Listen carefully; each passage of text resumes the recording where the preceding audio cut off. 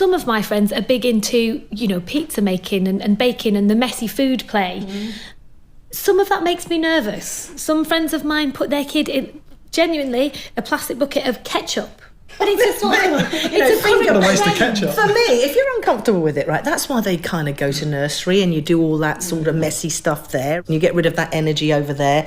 So they're getting all of it, and I didn't feel guilty then. But you don't have to do everything that everyone says. Because it is a trend, isn't it? I mean, I feel like there are a lot of... I get lots of notifications about groups for... bring your kid and chuck them in ketchup and flour and all that stuff. That's quite popular. You can do it at birthday parties now. Yeah. We've been to birthday parties and they're just sat in a bowl of cereal. Yeah. So I could have done that. I could have done that at home. Yes.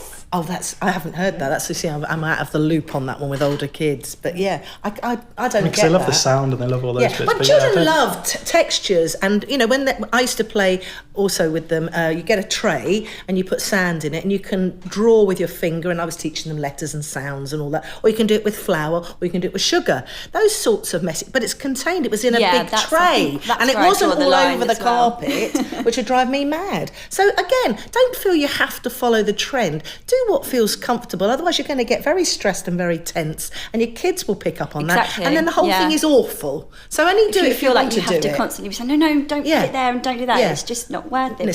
Whereas there's loads of ways you can be crafty and have messy play without them being covered in ketchup, isn't there? Exactly. Well, it's a fine line, because how do you stop them doing that at home? If you tell them it's fine to do it somewhere else. And they just pour it over their heads, and that would be a nightmare. Well, it's also that thing, don't play with your food, isn't it? And then it's like, well, hang on, an hour ago I was playing with my food. So it's kind of getting them kind of mixed messages. But then, just to be devil's advocate, isn't it good to encourage them to play with food so that they try different textures and tastes? I'm sensing no from Sue. Well, I'm not a fan of playing with your food. I like kids to sit up at the table. They're young. I like finger foods. I like, carrot battens with hummus and, cucumbers and all that sort of stuff. But the idea that you play with your food, because I used to, obviously, being a teacher, you see them start school and they don't know how to use a knife and fork, and they start using their hands with chicken dinners, and you think, well, that's not quite right, because I don't think that's helpful for them. But yeah, I like the idea of finger foods. We all like radishes and stuff like that. But I'm not a fan of just playing with your food for the sake of playing with it. Are your kids good eaters? Mine are to an extent. I do find vegetables are a tricky one in our house as well, and sandwiches as well. I don't understand why my boys don't like sandwiches, but something I've been doing recently is letting them have picnics. So as soon as I put a blanket on the floor and then have sandwiches and little picnicky things, they'll eat it all. And also, if they make it, do they like making it themselves? Yes, you see? they like helping me. We used to do that, and we used to have car picnics as well. Just make it up. Yeah. But that would then you kind of, they like to get involved in the making of food, don't they? I feel like as soon as they had that little bit of input, then it's a bit more like, I will eat that now. I will try that now, and that definitely helps. I think we did it with our eldest. We had a child gate for a matter of weeks, but it used to be, right, stay out the kitchen because I'm cooking. But he's so intrigued, got him in, and actually both of us absolutely love cooking. They're up at the table, making pizzas is fantastic. Like you say, you can do smiley faces, can't Mickey Mouse ears as mushrooms or whatever. You can be creative, but it's there's an end result. Because I think we hear this about with the obesity and other issues, don't we? That people think carrots come from a tin and stuff. So actually, it's nice from an early age. And I think it's great to go shopping with them as well. So get them making the shopping list or whatever. It's get you looking for the carrots, get you looking for this. Then you bring it back, and then if depending on their age, be careful, obviously, with a knife and all the rest of it.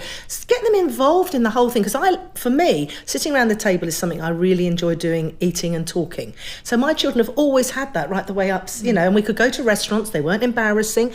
But the other thing, I didn't let them sit there for hours while we were sitting there talking. They had their kind of time when we played boxes and we played a game and all that. Then they could get down and go and play. So you've got to keep it real. But food is still something as a family that we really enjoy doing. And they love cooking because they grew up with it. I definitely feel like in a restaurant, the timing is quick, isn't it? You've got to get in and order because you don't want them not to do it. But some restaurants are really good, aren't they? Yeah. They're catered for kids. Some kids are very, very fussy eaters. Well, the thing that parents forget is that they don't sometimes like the textures, and they don't like sometimes the taste of something like tomatoes. I didn't like tomatoes when I was little.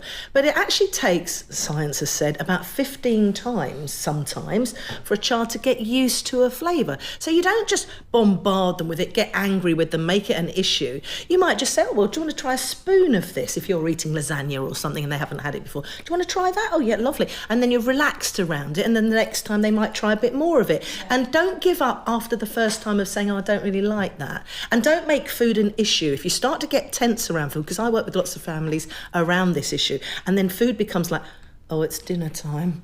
What's it going to be like? So they pick that up. So you've got to learn to sort of just go with the flow a little bit. And remember, textures and flavours, they can be an acquired taste. Do you force your kids to sit at the table and eat? Like if they're not in the zone for eating? Like I said, sometimes we do picnics. Sometimes I wonder why we have a table and chairs. I might just sell them. But no, we do try and have family time where we sit together, like Sue said, and talk. And I really think what you said is so true. We try not to make it a big deal. If they don't eat it, we don't, force them. And also, I think it's really important to just keep putting vegetables on their plate with every dinner. And sometimes you do feel like, well, they're not going to eat it, so why should I spend time cooking it and I'm just going to put it in the bin? But I feel like it has to be there, and eventually... Yeah, that's right. They will I pick agree. it up, they will try it. And don't put too much on Yeah, as well. make Some it people pile it and you think, overwhelming, oh, I can't bear it all, So little and often, I think it's a great idea. Yeah. In touch wood, both mine are really, really good eaters.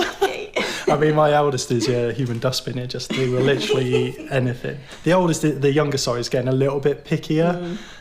So it is a bit more difficult. But like you said, I think it's not given into them. It's, I think there is sometimes a tendency to give in and it is difficult. You know what it's like, modern parenting, especially with both parents are doing different jobs.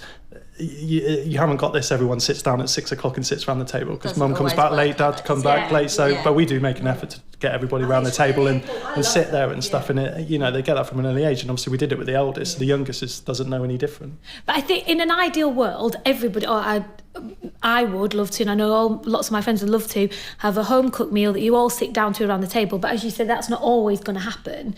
Like, is it okay to dip in and out of that routine, to do it when you can? Yes, but you're mindful that it would be quite nice if we did sit down quite often and talk together. Don't nag about eating the broccoli. Ideal, isn't it? But But the thing is, don't eat in front of the telly, though, because there's all sorts of research around the fact that you're not noticing what you're eating too much, you're not interacting. So you just have the intention that maybe once a week or Sunday lunch or Friday or whatever it is that works with your schedule, that you do try and sit down as a family and you chat and you laugh. And there's loads of studies to show that children that do that don't go on to develop any eating disorders later on. Well, heavy note to finish on. Yeah, Steve, sorry about that. But that's the reason why you want to try and get it right with food. And children do change and come in and out of what they like and what they don't like, but don't give up too quickly. My eldest loves sushi, which I'm partly really proud of, but also gutted because it's really expensive. What 3-year-old demands sushi? Wow. I know, it's a bit of a bank breaker though, isn't it? God bless him. Thank you so much for your company. Good luck with the new arrival. Thank you. Good luck with those boys. They're going to wrestle.